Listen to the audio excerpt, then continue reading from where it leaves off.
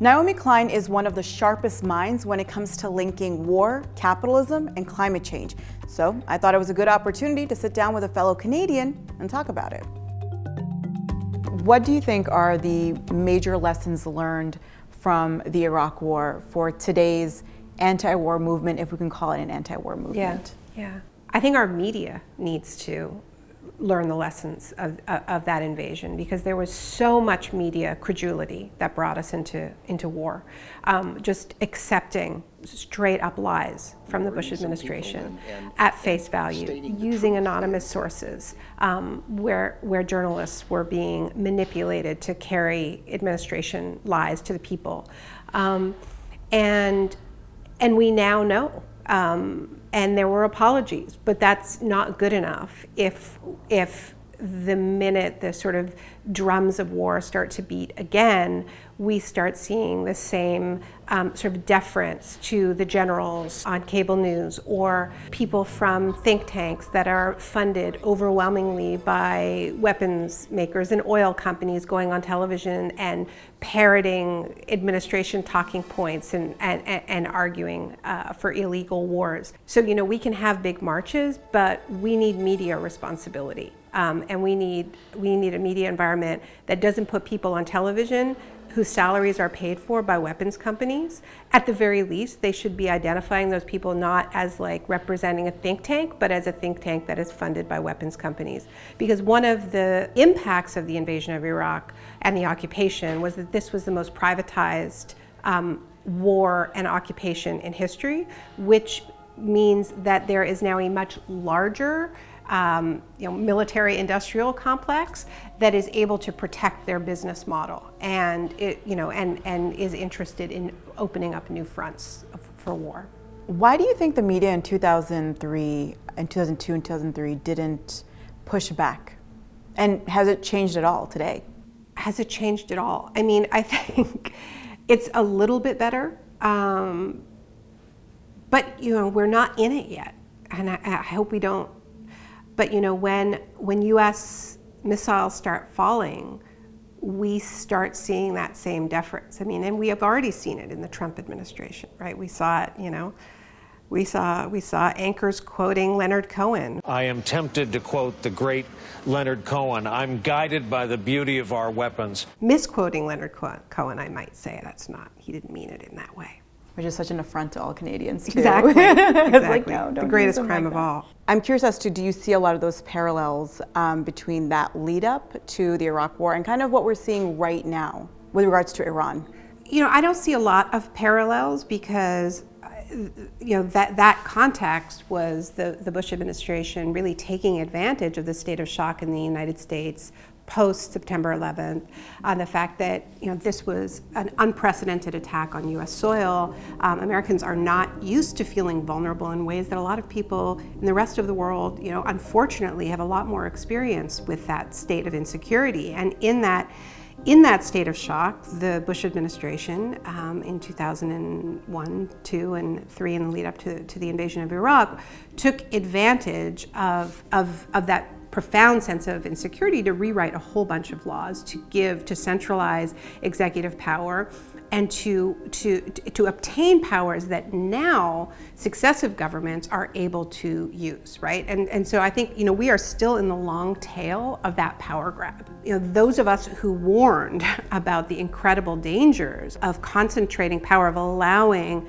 the executive branch to have as much power as they seized for themselves in the aftermath of September 11th, understood that I didn't trust them with that power. But what has allowed Trump to escalate in the way that he has, without going to Congress, without seeking approval, with these sort of jokes of security briefings that even has Republicans outraged, is all because of the powers that were seized in the aftermath of September 11th, right? The country has not suffered that kind of a shock, thank God, but Trump is himself a shock machine, right? I mean, this is something very different, but I think it does have some similarities with what I was writing about in the Shock Doctrine, where, I think Trump's political gift really is keeping the population in a state of constant disorientation. What is he going to do next? It's interesting to me that you characterized Trump as putting American citizens in particular in a state of disorientation. And I'm curious to hear your thoughts on what can that mean in terms of policies that can be enacted. I think the way that Trump has used shock has primarily been as a distraction away from what he's doing on the economic front, what he's doing in terms of deregulation, what he is doing in terms of environmental policy, his own corruption, his own impeachment now. He has every reason to want to change the subject to pretty much anything but the things that are going to stand in the way of his reelection. And so I think that's the way he instrumentalizes shock. What a state of shock is, right, is it's event without a narrative. Okay, like a state of shock is not just something bad happening, it's something bad happening that you don't really understand, right? So I think it's that state of disorientation that is really, really helpful to anyone in power who wants to consolidate their power, right?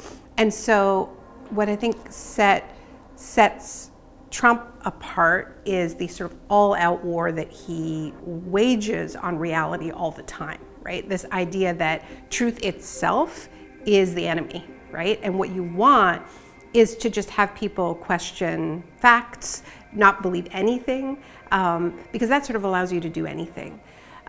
But he's not alone in that, right? And you have governments around the world who are questioning the reality of climate change. You have Scott Morrison in Australia saying, oh, these wildfires aren't bigger than usual, just as Jair Bolsonaro told us that the Amazon was barely on fire, they were making it up. So, it's all about getting people to question what's right in front of them, because I think that breeds a feeling of sort of futility about any of it, and it leads people to just kind of tune out. And that actually helps them most, right? Is people just sort of giving up and feeling that they can't believe anything and just sort of throwing their hands up in the air. Do you think there's a possibility for the climate disasters that we're seeing right now to be used to enact more of this shock doctrine? Oh, absolutely, absolutely. Anytime people are afraid, right? Anytime the world that you think you live in now looks different the next day, right? You are going to be vulnerable. You're going to be vulnerable to somebody coming along and saying, here's the solution, here's who you should blame. It's that immigrant over there. It's those polluters over there. It's anybody but you. And I'm going to take care of you. And I'm going to take care of people like us, right? And anybody who creates a sort of us versus them dynamic and gives you permission not to have to care about all of these people around the world in need, and says, well, they deserve what they have, but you deserve to be protected. Well, how do you justify that? You need an ideology to justify that, and the only ideology that can justify that is some kind of supremacist ideology. And in North America and Europe and Australia, it's white supremacy or Christian supremacy or both. In India, maybe it's Hindu supremacy. And we're seeing strongmen figures like Modi, like Duterte, like Trump, like Bolsonaro, using this same kind of us versus them ideology in order to justify creating these hierarchies of humanities within their countries and on the borders. Do you think governments are doing enough right now to respond to the climate crisis? We have some very powerful governments who are actively denying that there is a crisis at all, who are walking away from the previous inadequate climate change agreements that we had. But even the governments that position themselves as climate champions, like I'm Canadian, you're Canadian, I have dual citizenship, so I get to criticize both governments.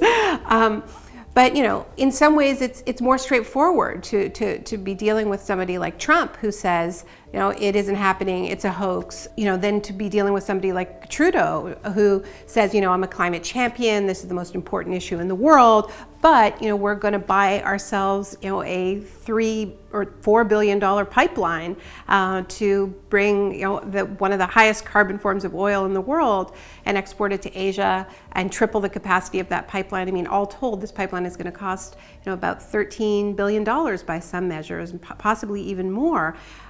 Why wouldn't they invest that money in solar and wind? And so, if that's what a climate champion looks like in 2020, we're in a big trouble. And this is, after Trump was elected, I said one of the biggest problems with Trump is that everybody looks good compared to Trump, right? And he's just so lowered the bar that he has allowed, the Emmanuel Macrons of the world and the Justin Trudeaus of the world to position themselves as climate leaders while doing very, very little, not nearly enough in the face of this crisis. So what do you think is going to take to actually push governments, whether it's the United States, whether it's Canada, with or without Trump, with or without Trudeau? What do you think it's going to take for governments to actually take significant action on climate change? What it's going to take is a Green New Deal. I worry that just having governments declare a state of emergency doesn't mean they're going to do the right things in the face of this crisis, right? When people are afraid, you can do all kinds of things. And the reason why I've been involved in this movement calling for a Green New Deal is because I think it's incredibly important that there be a democratically articulated plan for how to respond to this crisis that puts social justice, economic justice, racial justice, gender justice at the center. And we can't wait for politicians to do that for us. That's a recipe for a climate shock doctrine, in my opinion. So what we really need in a hurry is for the largest economy on the planet to get themselves a new government and have a president win the 2020 election who runs on a platform promising a Green New Deal, and then we need a movement that's going to hold that president to it. Which president do you think that would be? Look, I mean, I've been open that I think Bernie Sanders has the best Green New Deal and is the best choice for beating Trump. I think Elizabeth Warren also has a strong Green New Deal plan.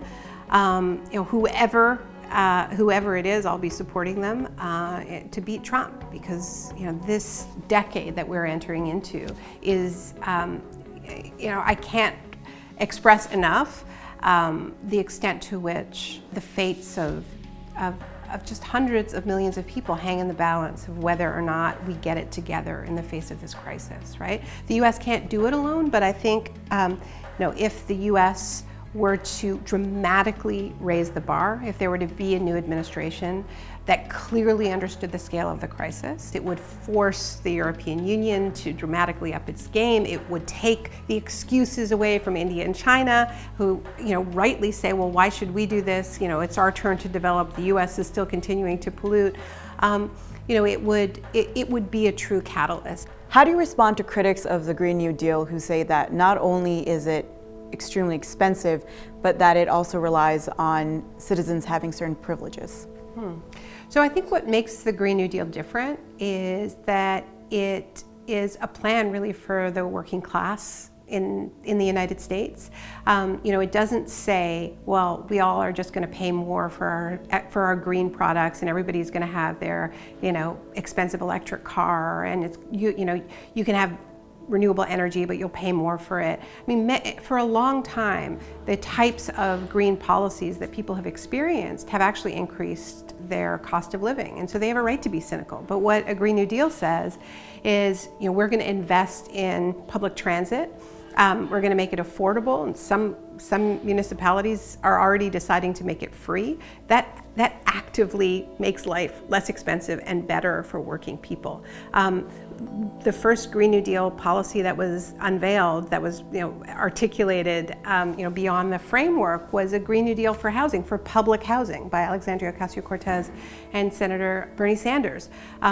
So this is not this sort of elite environmentalism that I think that we've seen in the past. This is prioritizing low-cost, affordable public housing, affordable public transit, Medicare for all, universal child care.